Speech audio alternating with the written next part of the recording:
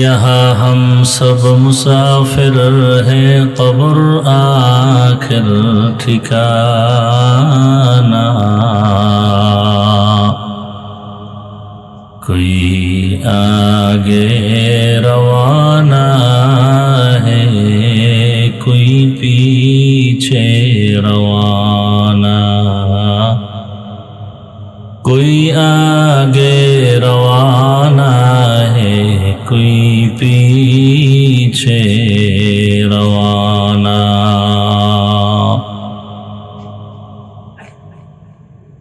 दीन की सूरज डूब रही है हम लोगों की सामने।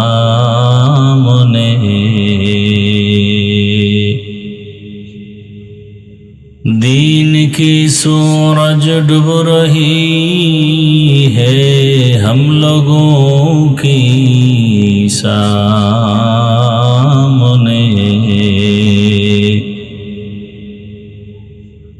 रोज़े महशर क्या जवाब है मुस्तफ़ा की सामने। रोज़े महशर क्या जवाब है मुस्तफ़ा की सामने। मुहम्मद ने आकर कुफर को मिटाया।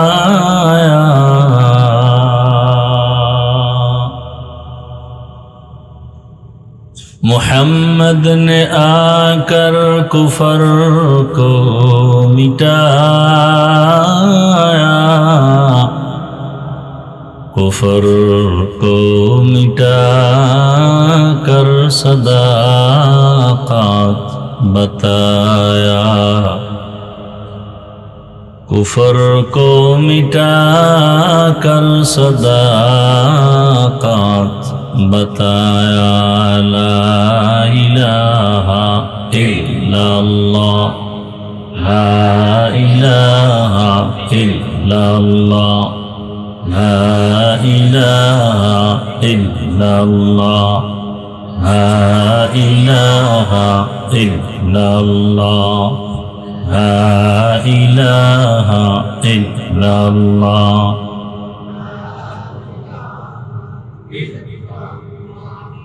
ला इलाहा इल्लल्लाह।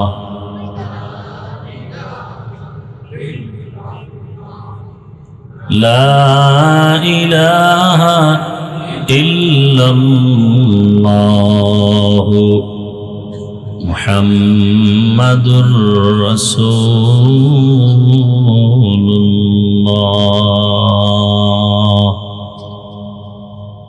আল মাদ্রাসাতুল ইসলামিয়া আফসারুল উলুম তালতলা কর্তৃক আয়োজিত 2 দিন ব্যাপী বার্ষিক ওয়াজ ও দোয়ার মাহফিলের আজ সমাপনী দিন 24 নভেম্বর 2025।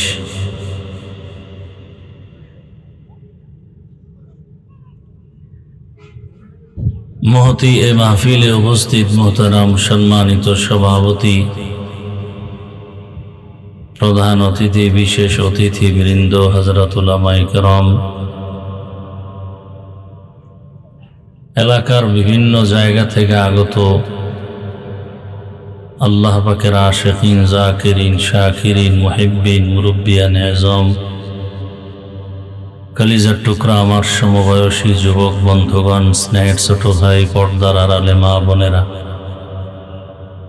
আল্লাহ পাকের দরবারে শুকর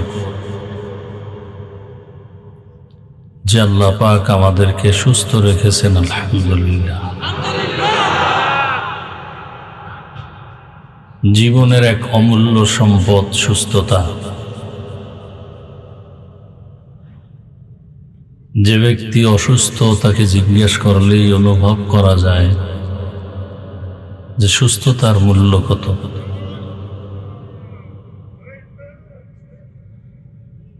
আল্লাহ পাক আমাদের সুস্থতাকে দায়েমান কবুল করেন।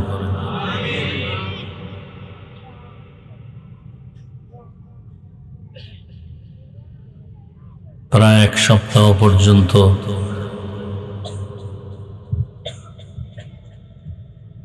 উম্মতের থেকে আলাদা হয়েছিলাম। আল্লাহ পাক দুনিয়াতে পরীক্ষা করবেন তার মুমিনদেরকে মিনাল খাউফি ওয়াল জুই ওয়া নাকসিম মিনাল আমওয়াল ওয়াল আনফুসি ওয়াস সামারাত ওয়া বাশশিরিস সাবিরিন।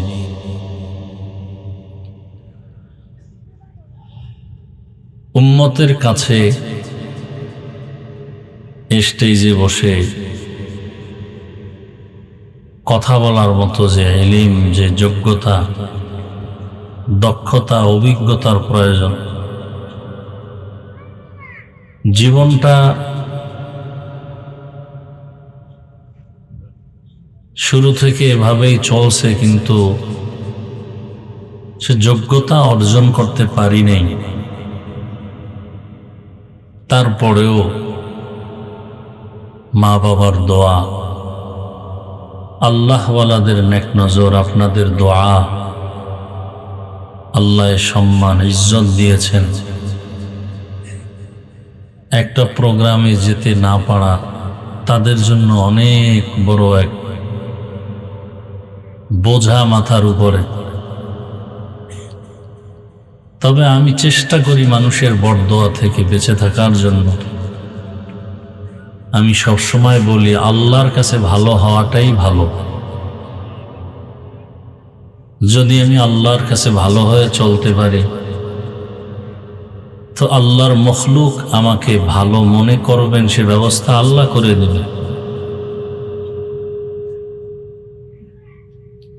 তবে অজান্তে অসতর্কতামূলক অনেকে অনেক মন্তব্য হয়তোবা করে থাকেন, তাদের জন্য আমি ক্ষমা চাই। গতকালও প্রোগ্রাম অনেক দূরে যেতে পারি নাই। আজকেও বাদ মাগরিব একটা ছিল ওপারে, বলছি আমি যাব না, এখানে বাসার পাশে যেহেতু একটু কথা বলে চলে আসবো। কেউ ধারণা যে অসুস্থ হোক এখানে আসতে হবে, কেউ আবার মনে করেন অসুস্থ যেহেতু হইছি তো হইয়েই থাকি, কালকে অমুকের মাহফিল করবে তো আমারটা কেন বন্ধ থাকবে, তাহলে অসুস্থই থাক আজীবন।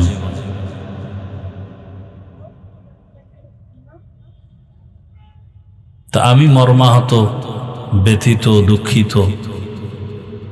আমার আওয়াজ আমার মহাব্বতের যারা সবাই শুনবেন, আমি চেষ্টা করি প্রত্যেকটা প্রোগ্রামে উপস্থিত হওয়ার। যেমন এখানে এত লোক আসছে, এরা তো জানে আমি আসব, এসে যদি দেখে আমি নাই, স্বাভাবিক একটু মনে কষ্ট লাগতে পারে। যদি শুনে আমি অসুস্থ, কোনো ওজরে আসতে পারিনি, মুমিন হিসাবে তার কি করা উচিত? দোয়া করা উচিত। তারপরেও আমি ক্ষমা চাই। হাদিস শরীফে আল্লাহর রাসূল বলেছেন, আল্লাহ যদি কাউকে মোহাব্বত করেন, ইজ্জত দিতে চান, বাড়াতে চান, তো সেই ইজ্জত বাড়াইতে গেলে যে মেডিসিন দরকার, আমল দরকার, এটা বান্দার মধ্যে নাই। আল্লাহ তাকে অসুস্থতায় ফালাইয়া ধৈর্যের পরীক্ষা নিয়ে তার ইজ্জতকে বাড়ায় দেন। আল্লাহ পাক ইজ্জতের জিন্দেগি আমাদেরকে দান করেন। যদিও আমি অনেক প্রোগ্রামে যেতে পারিনি, কিন্তু আমার মনে অনেক খুব দুঃখ, ওই মানুষগুলো কত কষ্ট পেল। আমি অসুস্থ হয়েও রওনা হয়েছিলাম কয়েকটা প্রোগ্রামে, আবার রাস্তার মাঝ থেকে ফিরে আসছি। তো যাই হোক, এটাও পরীক্ষা।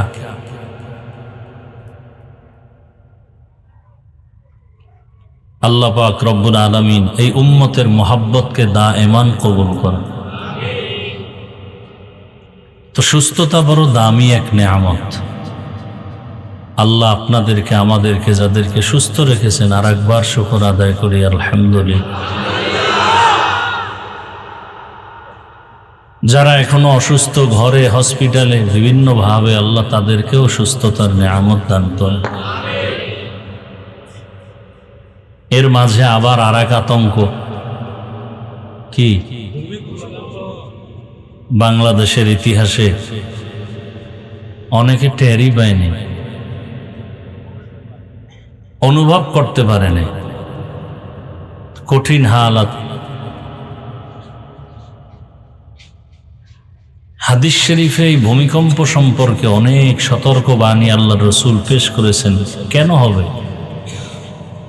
সমাজে যখন জেনা, ব্যভিচারী, অন্যায়, জুলুম, অত্যাচার,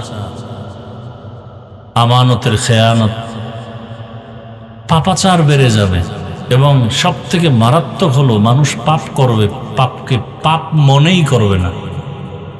একটা হলো গুনাহকে গুনাহ মনে করে গুনাহ করা, আর একটা হলো গুনাহকে গুনাহ মনেই করে না, করতেছে গুনাহ যে এটা মনেই করে না।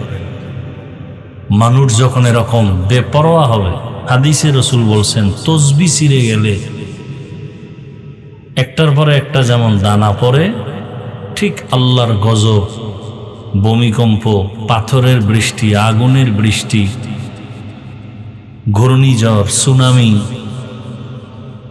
প্রচন্ড, এক সেকেন্ড লাগে না গোটা দুনিয়া শেষ করে ফেলতে। সবকিছু আল্লাহ বুঝাই দিলেন, যতই বাহাদুরি করো, আসলে তো মূল বাহাদুরি করার অধিকার আমি আল্লাহর, আর কারো না। একটা ধাক্কা দিলে জমিনে কিসের 50-100 তলা বিল্ডিং এর বাহাদুরি, কিসের রাজপ্রাসাদ, একটা ধাক্কা দিলে সব নিস্তে নাবুদ। ইন্দোনেশিয়ার সুনামি, জাপানে তো অহরহ, নেপালে ভূমিকম্প হয়ে গেল, তছনছ হয়ে গেল সব। আর এত মাথাওয়ালা জ্ঞানীরা সারা দুনিয়াতে আবহাওয়া অফিস পূর্বাভাস বলে ভূমিকম্প কখন হবে। পৃথিবী crore crore million trillion billion অর্থ ব্যয় করিও কোনো মেশিন আবিষ্কার করতে পারে না যে আগাম সংবাদ দিবে যে ভূমিকম্প হতে পারে আগামীকাল। আজও পর্যন্ত কেউ পারে নাই। টোটালটাই আমার আল্লাহর কুদরতে আটকানো। আপনি 100 তলা বিল্ডিং যদি মাটির নিচে ধসে যায়, যেটাকে বলে ভূমিকম্প, ভূমি ধসে যাওয়া, শরীয়তপুর জেলার নড়িয়া থানা কয়েক বছর আগে, বেশি দেরি না, রাতের বেলা পুরো একটা অঞ্চল, একটা এলাকা পানির মধ্যে, নদীর মধ্যে নিয়ে গেল। আপনি ঘুমে আছেন, যদি পুরো বিল্ডিং ধসে যায় তো কিছু অনুভবই করতে পারবেন না। এই জন্য 1 নাম্বার কথা হলো আমাদের তওবা করা উচিত, গুনাহ থেকে বাঁচা উচিত। এমন এক অবস্থা, বাবায় গোপনে গুনাহ করে, সন্তান যেন বুঝতে না পারে, সন্তান যেন এদিকে না যায়, মা বাবা এটা সতর্কতা অবলম্বন করে। কিন্তু ইদানিং কালে এগুলোও নেই। বাবাও গুনাহ করে, মাও গুনাহ করে, সন্তান করে, পাল্লা দিয়ে করে, প্রতিযোগিতা দিয়ে করে, এবং ফ্রি, যথেষ্ট ফ্রি হয়ে গেছে। মা বাবা সন্তান এতটা ফ্রি যে মোবাইলে টেলিভিশনে নাচ গান দেখবে, কোনো দোষের কিছু মনে করে না। এমন অবস্থা। এতটুকু ফ্রি হওয়ার কারণে কি হয়েছে, বাবা তার মেয়েকে হোটেলের মধ্যে নিয়ে বলে আজকে রাতের জন্য তুমি আমার কাছে মেয়ে না স্ত্রীর মতো। আমাদের বাংলাদেশের এই হালত, আল্লাহ আমাদেরকে হেদায়াত দান করুন। আজকে ওয়াজ মাহফিল না থাকলে এই জাতির কি হালাত হতো। তাবলিগের খেদমত চলে একটা লাইনে, পীর সাহেবদের খেদমত চলে একটা লাইনে, মাদ্রাসার খেদমত চলে একটা লাইনে, কিন্তু ওয়াজের খেদমতটা সার্বজনীন। এখানে তাবলিগ, মাদ্রাসা, পীর মুরিদির লাইনের মানুষ, জেনারেল লাইনের মানুষ, ব্যবসায়ী, শ্রমিক, চাকরিজীবী, সমস্ত মানুষ এই ওয়াজের প্যান্ডেলে বসে। এদের সাথে সম্পর্ক তৈরি করা, উলামায়ে কেরামদের এই বন্ধন, এটা সর্বোত্তম একটা বন্ধন, সর্বোত্তম একটা কাজ। এই ওয়াজ মাহফিলের কারণে এখনো আমাদের মধ্যে কিছুটা অনুভূতি শক্তি আছে, না হয়তো মানুষ কেমন যেন এই দেশটা জাহান্নামের আড্ডাখানা হয়ে যেত। আল্লাহ হেদায়াত দান করুন। তা আমি দু চারটি কথা বলার নিয়তে দোয়া নেওয়ার জন্য আসছি। আপনারা অনেকে দোয়া করছেন, আমার শতভাগ বিশ্বাস বাংলাদেশের আপামর জনসাধারণ উলামায়ে কেরাম কলিজা ভরে দোয়া করেছেন সুস্থতার জন্য, উম্মতের মাঝে দ্বীনের দাওয়াতের জন্য। আল্লাহ পাক সকলের দোয়াকে দায়েমি ভাবে কবুল করেন। যারা দোয়া করেছেন আল্লাহ তাদেরকেও দ্বীনের জন্য কবুল করেন। যে আয়াত আমি পড়েছি, আল্লাহ পাক বলেন, কুল, হে রাসূল করিম সাল্লাল্লাহু আলাইহি ওয়া আলিহি ওয়াসাল্লাম, উম্মতকে বলে দেন আমার পক্ষ থেকে, মূলত আমিই বলতেছি, ইয়া ইবাদি, হে আমার প্রিয় বান্দা বান্দিরা, আল্লাযীনা আসরাফু আলা আনফুসিহিম লা তাকনাতু মির রাহমাতিল্লাহ। তোমরা যারা গুনাহ করে নিজেদের উপরে জুলুম করেছো, গুনাহ করে কি করেছি? জুলুম। জুলুম মানে কি? সীমা লঙ্ঘন করা। আল্লাহ বলেন তোমরা আমার দয়া রহমত থেকে ফিরে যেও না। কেন? ইন্নাল্লাহা ইয়াগফিরুয যুনুবা জামিআ, নিশ্চয়ই আমি আল্লাহ সবার গুনাহ মাফ করে দেব। ইন্নাহু হুয়াল গফুরুর রহিম, আল্লাহ হলেন চূড়ান্ত ক্ষমাশীল এবং পরম দয়ালু। আল্লাহর মতো দয়ালু আর কেউ? নবীজি বলেন, আত্তাইবু মিনাজ যামবি কামান লা যামবা লাহ, যারা গুনাহ থেকে তওবা করে আল্লাহ তাদেরকে এতটা পবিত্র করে দেন যে কখনো তারা গুনাহই করেনি। আয়াত ও হাদিসের আলোকে আল্লাহ পাক গোটা দুনিয়ার মানুষকে তওবার পথে আহ্বান করেছেন।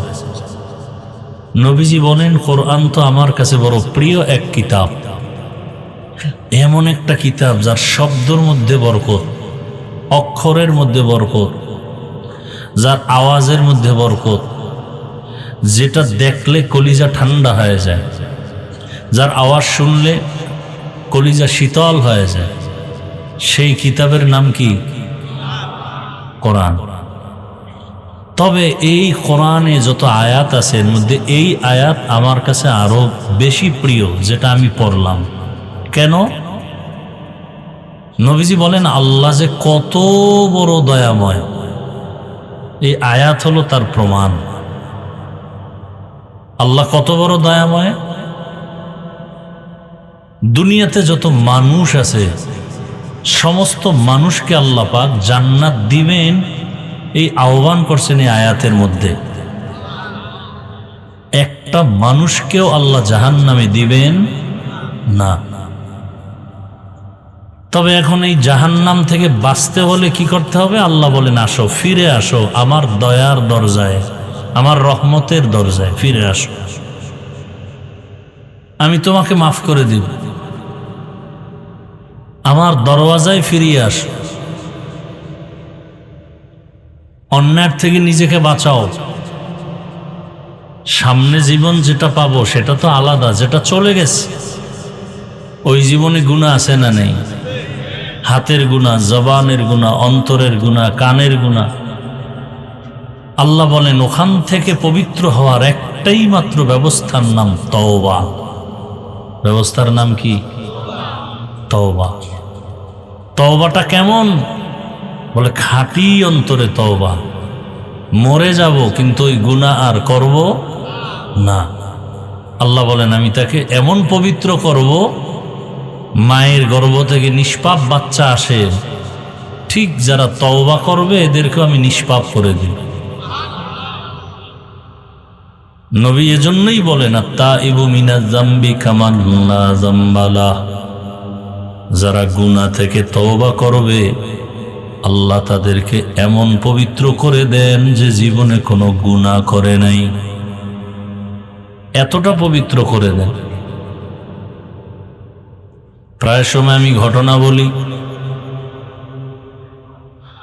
ভর গুনাহ করেছে, গুনাহ আর গুনাহ, এলাকার সমস্ত মানুষ পর্যন্ত জেনে ফেলেছে এর মতো গুনাহগার অন্যায়কারী কেউ নাই। একদিন রাস্তা দিয়ে হাঁটতেছে, হঠাৎ করে দেখে রাস্তার পাশে একটা কুকুর কান্না করে, পানির পিপাসা। ওই জাহান্নামী নারী কুকুরটাকে পানি পান করাবার জন্য পাগল হয়ে গেল। কোথায় পাবে পানি? খুঁজতে খুঁজতে খুঁজতে খুঁজতে এক জায়গায় গিয়ে পানি পেল, একটা কূপ। কিন্তু পানি যে উঠাবে, উঠাবার কোনো পাত্র নাই, পানি অনেক নিচে, উঠাবে কিভাবে? হঠাৎ চিন্তা করতে করতে খেয়াল আসলো তার পায়ে ছিল চামড়ার মোজা। চামড়ার মোজাটা খুলিয়া চেন লাগায়া পানি উঠাবে, কিন্তু দেখে মোজা দিয়েও পানি পাওয়া যায় না, আরো নিচে। এখন মোজার সাথে একটা রশি হলে ভালো হয়, রশি পাবে কই? ওই আল্লাহর বান্দির মাথায় ছিল বড় এক ওড়না। আল্লাহর বান্দি ওড়নাটা খুলিয়া এক মাথা মোজা গিরা দিয়া পানি উঠাইয়া এরপর ওই মোজায় পানি ভরে নিয়ে কুকুরকে পান করায় দিল। এটা কি খারাপ কাজ না ভালো? কাজটা যে করছে সেই লোকটা কি ভালো? সারা এলাকার মানুষ জানে বড় জাহান্নামী গুনাহগার। আল্লাহর বান্দি যখন পানি পান করায় কুকুরকে দিল, কুকুরের কলিজা ঠান্ডা হয়ে গেল। হাদিসের ঘটনা, নবীজি বলতেছেন সাহাবায়ে কেরাম, ওই জাহান্নামী নারীটা যখন কুকুরকে পানি পান করায় দিল, সাথে সাথে একটা গায়েবী আওয়াজ আসছে। গায়েবী আওয়াজ এসে বলে, রে বান্দি, তুমি জীবনে যত গুনাহ করেছো সব গুনাহ মাফ করা হয়ে গেছে, তোমার এখন আমল নামায় কোনো গুনাহ নাই। রহমতের নবী বলেন, খায়রুন নাস মাইয়ানফাউন নাস। জমিনে ওই